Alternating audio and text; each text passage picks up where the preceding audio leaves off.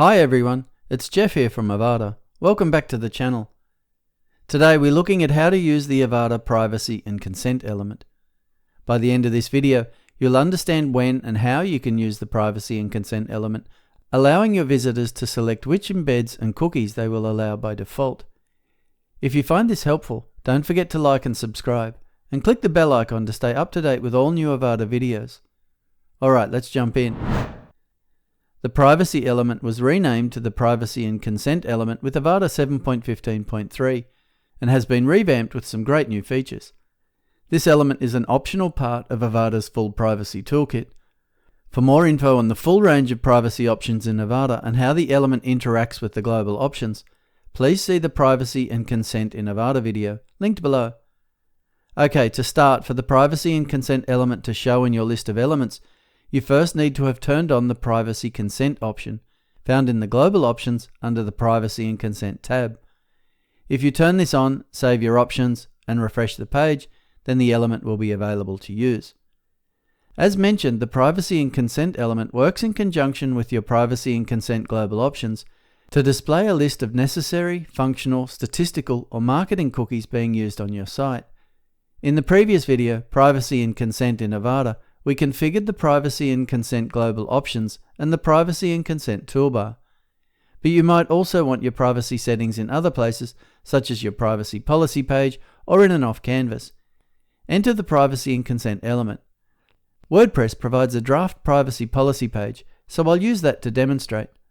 Obviously, the content on this page will depend on your individual situation, but WordPress has also provided a guide for this, which you can find from the WordPress dashboard at Settings, Privacy, Policy Guide.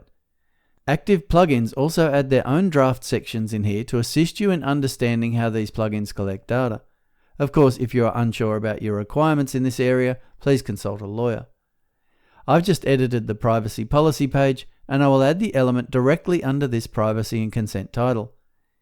When we first add it, the element displays the content that has been enabled and set up in the Global Options, Privacy and Consent tab. As we can see here under the privacy consent types, there are a total of 12 consent types you can add, and I have selected 8 of them. Below that, I've also added the same 8 consent types to be pre-selected, and that's how they display on the page. The WordPress necessary cookies are also displaying, as I have a necessary consent category set up as well. But let's come back to the element itself and see how we can configure this.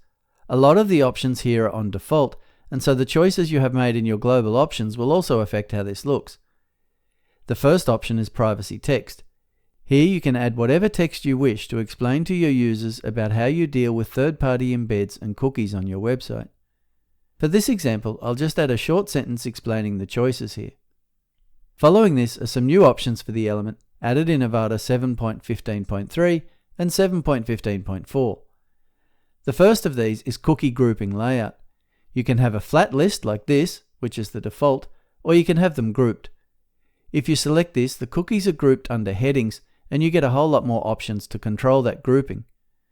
The first of these is group display. You can have the groups stacked vertically or as columns. If you select columns, you also get a column minimum width option and a column gap option. I think these will work well in this situation. Under this is an option called Visible Cookie Groups. This pulls from the consent categories you have set up in the global options, and here you can enable or disable any of the cookie groups from that list. Custom content consent categories are disabled by default, and I don't need my privacy policy content here anyway. Show group titles is next, which is on by default, but you can turn it off if you like. Collapsible groups is the next option, and offers the options of off, collapsible, or accordion, allowing visitors to expand and collapse the group. As it says in the description, collapsible adds a toggle to each group title, while accordion allows only one group to open at a time. If you select collapsible or accordion, you get a collapsed on load option.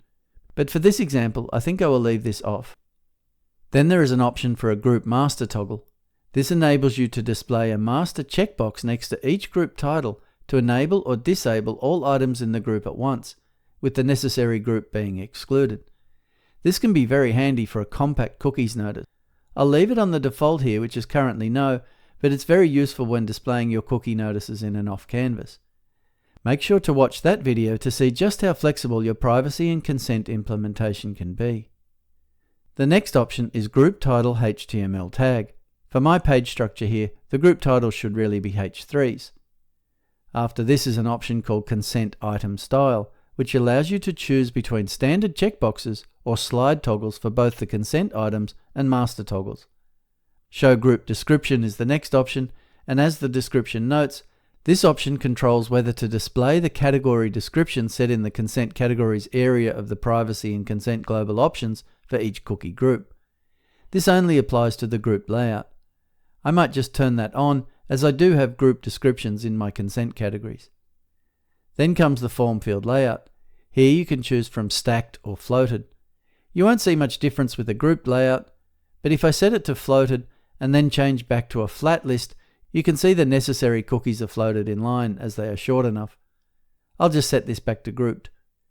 I'll scroll back down and the next option is List WordPress Necessary Cookies.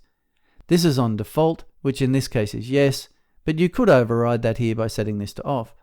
As the description notes, if WooCommerce or the events calendar are active, their necessary cookies are included automatically. The next two options control the display of the cookie lifespan and the cookie description.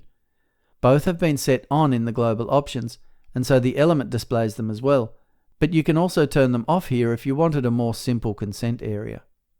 Under these is an option for a cookie description toggle.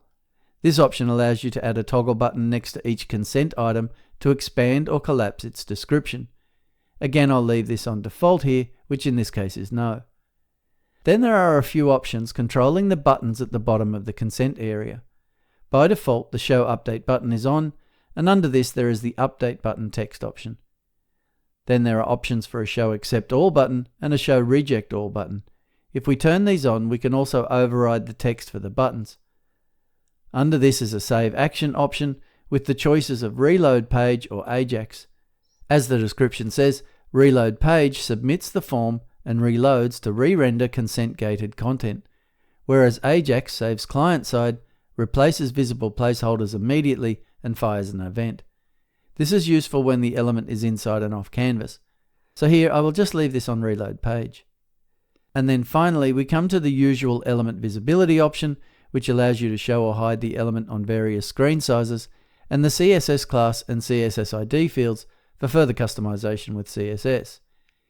This element also has a design tab, which was also new with Avada 7.15.3. Here you can control the margins and padding of the element, and there are responsive options for these as well. Then there are group title and main text typography areas, followed by a few options to control the colors of the toggle. You can also control the opacity of the necessary cookies, which is useful to visually indicate that they cannot be toggled off. Under this there are a couple of color options for the cookie lifespan color and the cookie description color, as well as a cookie description font size. And finally there is a buttons alignment option for controlling the layout of the buttons. For this example I might just set a little bit of bottom margin, set the group title to use the subheading set, and then just override the font back a bit to 18 pixels, and set the cookie lifespan color to color 5. Finally, there's an Extras tab for conditional rendering and element animation. I might just fade this in from the right at a speed of 0.8. Okay, let's save this and head to the front end. So here, users can decide what sort of cookies they want to accept by default. I have them all selected here, so if they just click on Accept All or Update, then this information will then be stored in a cookie and all third-party embeds will load by default. If a user clicks on Reject All the checkboxes are unset and the privacy cookie saves with no consents at all. So as an example, if I deselect YouTube here and click on Update, the page reloads and we get an update notice. And now if we head to a page that has a YouTube video embedded on it, it doesn't load and instead the user gets full control over the loading of that third-party embed. It also links to the default WordPress privacy policy page, which can be set under Settings, Privacy from the WordPress dashboard. As mentioned at the start of this video, you could also embed your privacy options in an Avada off canvas using this element. Make sure to watch the How to Use the Privacy and Consent element in an off canvas video for a rundown on that, as that demonstrates a very different usage of a privacy and consent implementation that uses pop-ups to allow the user to set their privacy and consent options. Okay, so as you can see, the privacy and consent element is a very powerful tool and works in conjunction with the privacy and consent global options to allow you to take full control of all aspects of your website's privacy and consent implementation. And that's it for this video. If you found it helpful, make sure you're subscribed to the channel for more Avada tutorials and deep dives. And if you have any questions or need help, feel free to create a support ticket. Our team is always ready to help. As always, thank you for choosing Avada.